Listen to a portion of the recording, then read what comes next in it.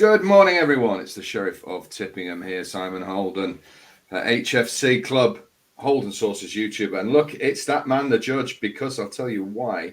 Monday morning is when we go through our Judge's Jewels horses to a follow. We've got 5 more for you.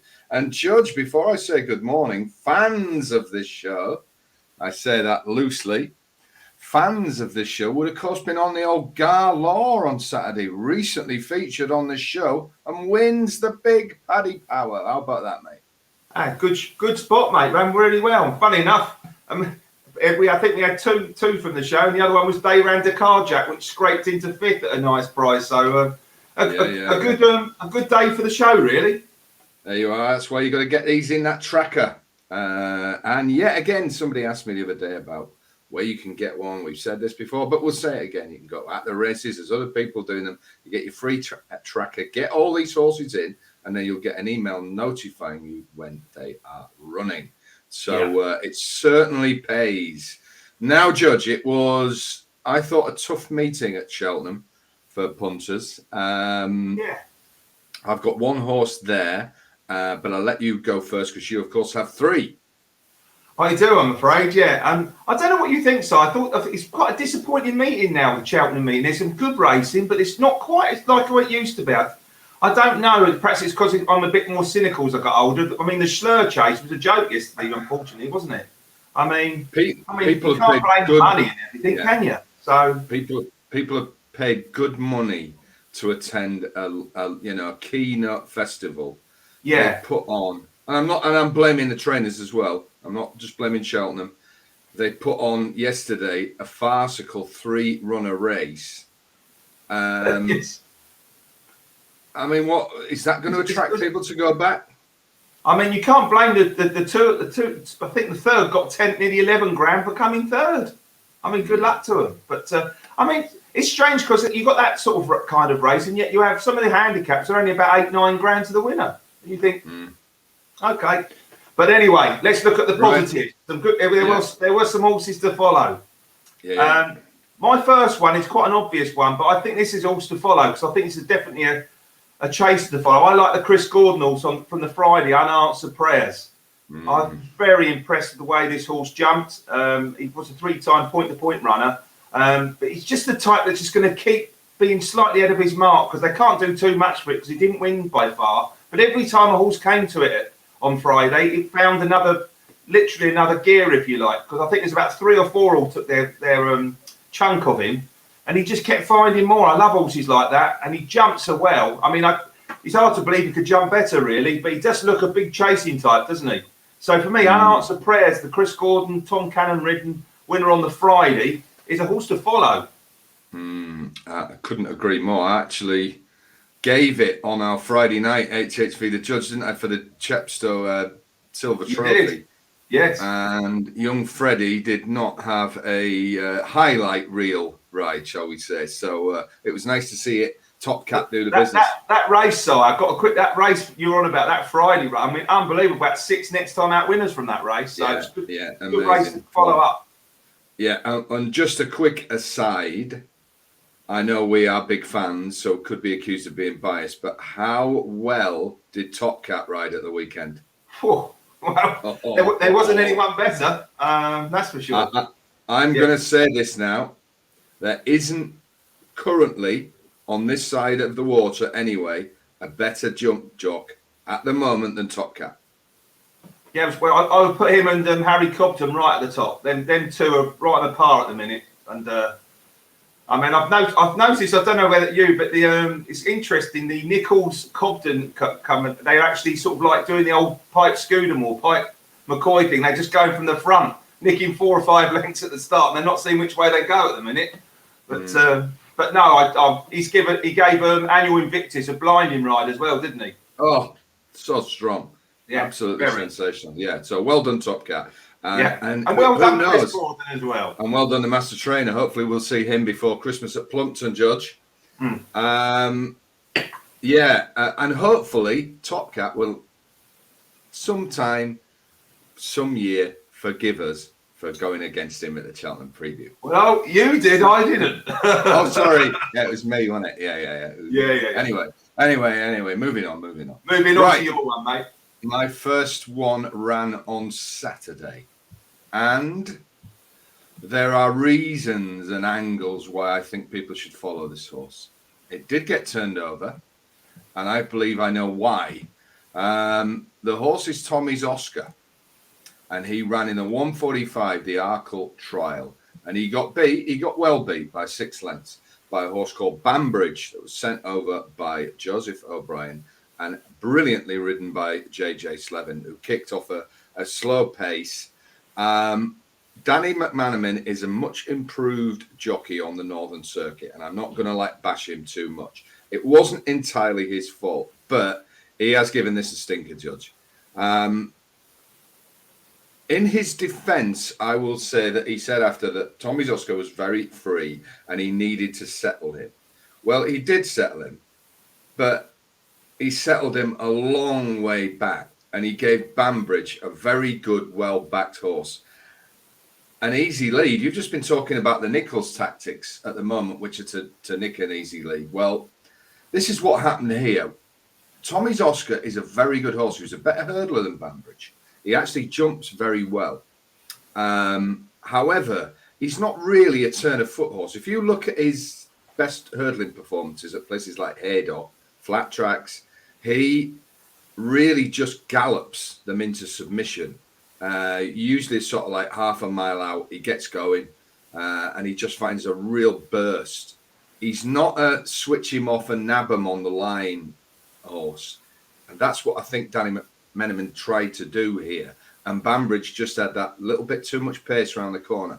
When Bambridge went, if you watch the replay, and I've watched this extensively, for about half a furlong, he was trapped in by Glory and Fortune, who then unseated, and Tommy's Oscar. Now, there's only 5 runners, so he did well to get himself boxed in.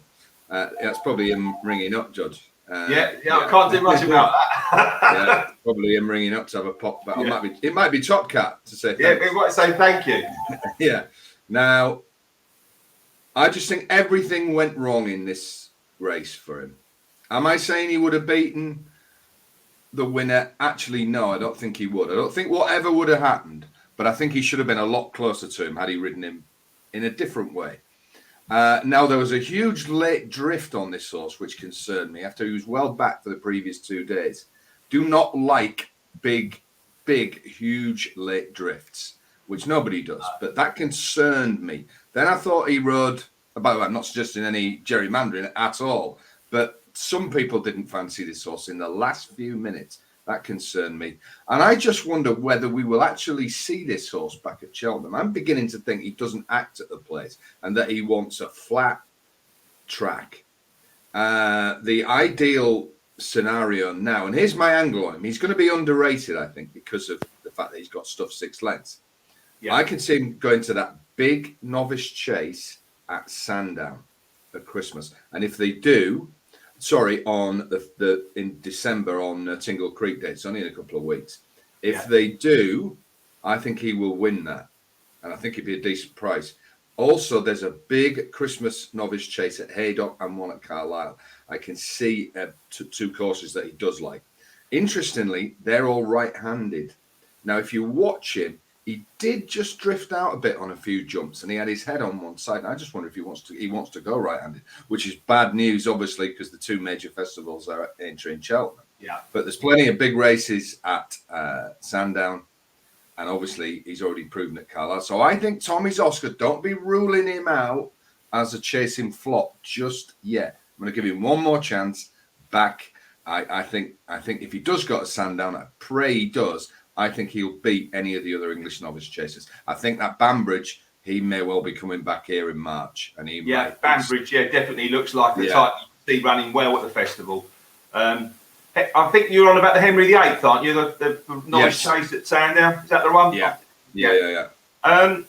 I think there's definitely more races in this horse. I think possibly reason that I'm just putting a little thing out there for the drift. Perhaps they knew it was going to be held up. And possibly that Bambridge was going to be making the running, be prominently ridden. Hence why the prices went that way, quite near the off. Very concerning when you see a well-backed, well fancied horse in like 90 seconds go from 7-4 to well over 3-1 on the machine. That was disturbing. I mean, there's no doubt. I mean, I'm like you. I don't hate being on a drifter late, but I mean, you see horses like Barden's Town Lad. You think, well, who's backing that? You know, that was like a terrible favourite yesterday. But getting back to Tommy's Oscar, I do think there's more races in this horse for sure. I wonder whether he could win a nice handicap potentially. You know, something like that, because as was proven again over the weekend, the top weights are doing very well in these races, and they seem to have a class angle. As opposed to necessarily being well handicapped. He's a nice horse. I'd like to see him jump again. Like I say, perhaps that race at Sandown be worth a little investigation. I mean, he handles very soft ground well, doesn't he? Because that was the other thing, and he hasn't really had that yet, has he? So perhaps you could see a bit of improvement over fences when he gets some soft ground. He's an interesting one. Bearing in mind, I think Banbridge run an excellent trial for something decent at Cheltenham. He's not far behind it, and like you said, I don't think the race has run to suit on Saturday. Yeah, and lastly, I mean, there was good horses like Pentland Hills. I can't believe he's not for me. I could not believe him. No, but what I'm saying is, Tommy's Oscar finished miles in front of. Glory and Fortune was beat when he unseated. Yeah, I think he would have ended up beating Glory and Fortune. Yeah, you know, he's beat Soul Pretender. That's the yardstick to run the race, Brian. Pentland Hills, you know what I mean? He's beat them by a mile. So maybe it wasn't the disastrous performance it seems. So Tommy's Oscar, not giving up yet, but I want to see him on softer ground. I want to see him right-handed. Definitely on softer ground. Yeah, give him a go right-handed. He's not had many tries, has he? Definitely not. No. Shall I move on to my second one? Why not? I don't know what you thought about the handicap on the Saturday. I managed to obviously. I've been following that I keep calling it the Tote Silver Trophy, the Silver Trophy race from Chepstow. I liked a horse called Bore Barley and ran very well. Came third at a decent price. But the front turn was that race, Judge? It was on the Saturday. It was the 3 mile race, wasn't it? Or the 2 mile 5. So, 2 mile 5. Get it right. The 3:30 on Saturday. The Irish horse Unanswered won the race. Yeah, I've got it. Yeah, there's 2 horses in this race that were absolutely so far in front of their marks. I mean, they knew about Unanswered, and I thought Bore Barley ran its race. That's the way. That's how you can judge the race by. And for me, the 2 horses that were well in front of their mark was Unanswered, which is obvious, and Wise Guy, and they all the wise money was for the 2 of them. But I like the Henderson horse here. This for me is definitely a progressive horse. It's only run 3 times. And this was his handicap debut, and it ran very well, beat good yardsticks well in behind, and got beat by a very well handicapped horse from Ireland. Yeah.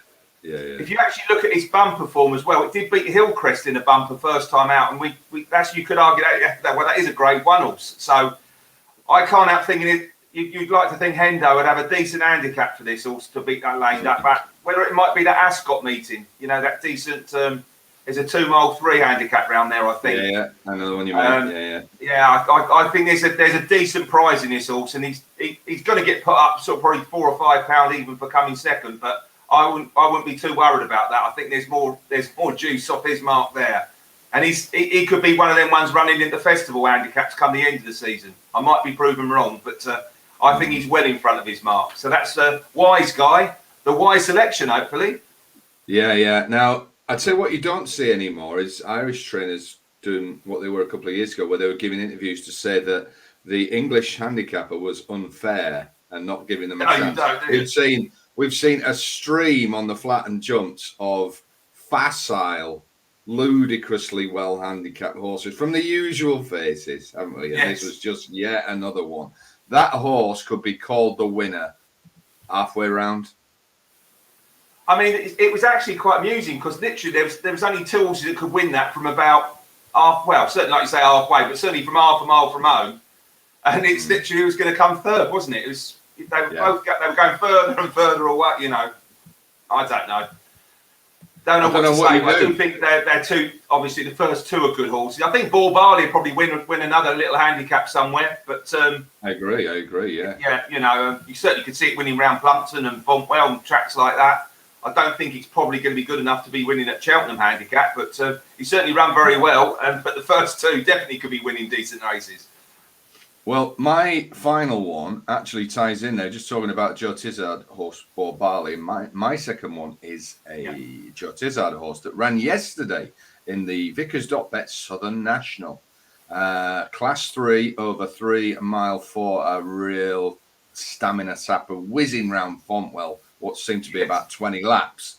Now, the winner, the mighty Slipway, well, you don't need that as an eye catcher. You can work that out yourself. That is a very, very impressive horse to do that under 11:10, and absolutely carted round the whole way under Luca Morgan. Ben Pauling, what a trainer and what form he's in. Yeah, he's in good form. Like I say, you can find them yourself. The one I think is going to be undervalued last time was the second, who I thought ran an absolute screamer and was 13 lengths clear of a good yardstick. All right, not in his sort of age 11. He's not getting any younger or quicker, but Cyclop is a real good hang your hat on in these. Yeah. And as is the fourth, I See You Well. It was you had a well-backed favourite that could not get anywhere near these at the front in fullback. Django's another good yardstick. He was beaten in fifth. This Premium Access, he only had 10 stone too, but I'll tell you what I like about this judge and why I think he's got a big staying race in it.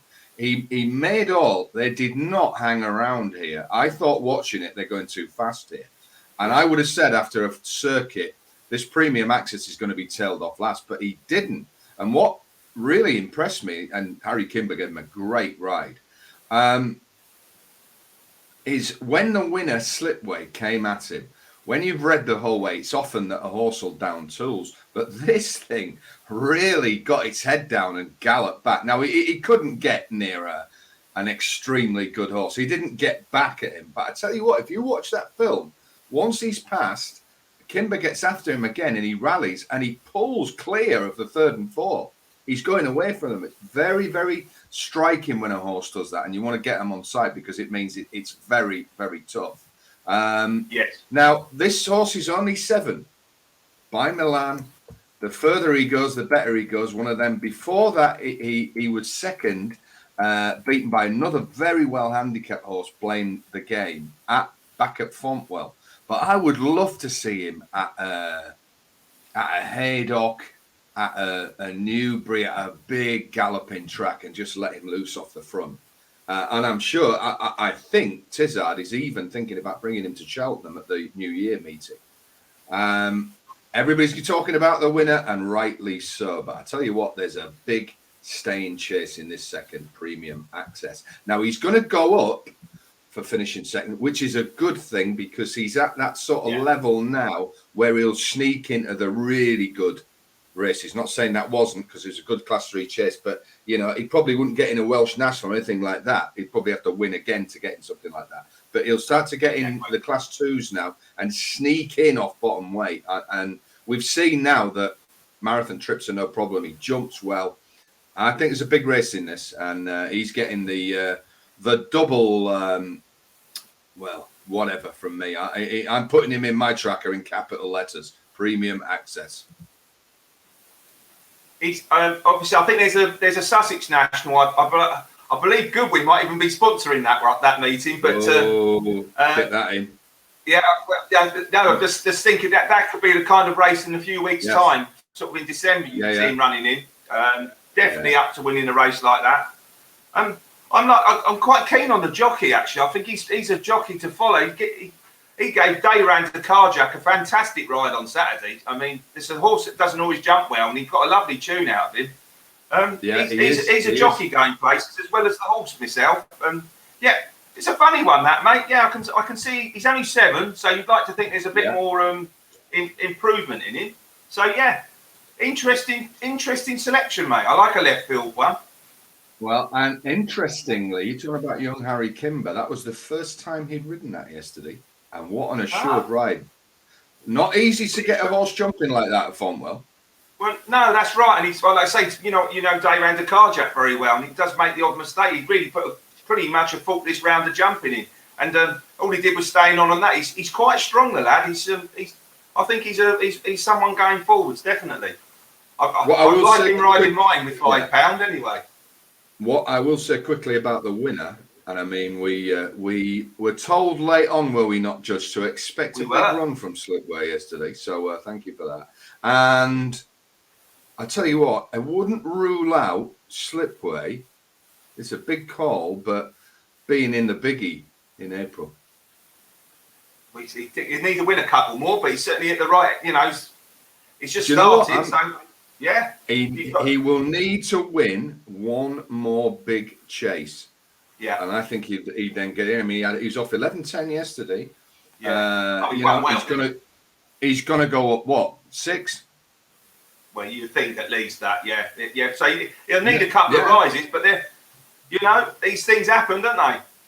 Yeah. This time of year, anyway. You want to start seeing them making some progress. You want to see them going that way rather than going that way, don't you?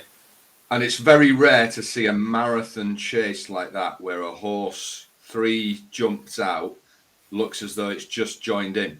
Yeah, definitely. That shows that they were well in front of their mark, doesn't it? Off 11 stone 10. Yeah, it's good. That's right. It's in the obviously different class in comparison to the race it was running in. Yeah. But front two have got big races in them. Definitely, yeah. Right, Judge. Enough of my ramblings. No. I'd probably leave the best till last. I want to leave the most interesting selection to last. We had the bumper on I think it was yesterday, because it does get you like that, doesn't it? It's won by a nice horse of, I don't know. Milton's. What's his name? Yeah, I was trying to get it. Won by a nice horse. Anyway, Milton Harris. I've lost the name. Gentle Slopes was the winner, and I like the horse. I think it's a decent race, and that was a decent winner. I don't know about you. I really always give Fergal O'Brien a second look in these bumpers, especially at Cheltenham. He's got a brilliant record with these bumper types. I love the way Paddy Brennan rides them out the back, and they always seem to be finishing. I mean, the Bonte ran very well against that really, really good mare, Oliver Sherwood's, that Queen's Gamble. That was a good race as well. How good is what she? What an horse that looks. Yeah. I could see that coming for the winner of that. Could see that coming for the Cheltenham bumper come March. I'd be interested to see if they don't wait for that. You wouldn't really want to take her over Erdal. She's too valuable at the moment. But anyway, getting back to this particular race that Gentle Slopes won, I like the Fergal O'Brien horse here. School Days Over. Ridden out the back, run on nicely into second, beat the rest quite comfortably in the end. The winner got first run on him. But if you could look back to this horse's, because I think this is going to go over hurdles very shortly, because this wants a trip. It doesn't just want 2 miles. This wants further. This got beaten a point to point by Rathgold Boy, and you're thinking, well, who's Rathgold Boy? That horse came 5th in the Aintree bumper last year, beaten by the likes of, he says, beaten by the likes of Leave of Absence, Blow Your Wad, who fought out the finish of an Ascot novice hurdle very recently, the Chris Gordon horse. Yeah. And this horse was only, like I say, this Schoolboy's Over was only I'm getting the right horse in a minute. Schoolboy's Over, that's School Days Over, was only just beaten by this horse. And I think there's a couple of nice novice hurdles in this. This for me is a really nice performance. His point-to-point form's good. It's only just beginning to sort of like just start on the steps to improvement. And this is at 2 miles. When this gets over 2.5 miles to 3 miles, I think this ought to be winning good races. And Fergal O'Brien knows how to run up a sequence with these horses. So he's one for your tracker for novice hurdles. So that's School Days Over, not Schoolboys Over. Yeah, and School Days Over beat a horse called Egbert at Market Raisin. That's right. Now, Egbert then went to Warwick. And on that day, we got a message through that the Stuart Adam Edmonds, get his name right, gunnery officer, was an exceptional bumper horse. Right. And he's beaten him. But now that form looks strong to me. Yes. So out of that one, I'd chuck in gunnery officer now. And Egbert.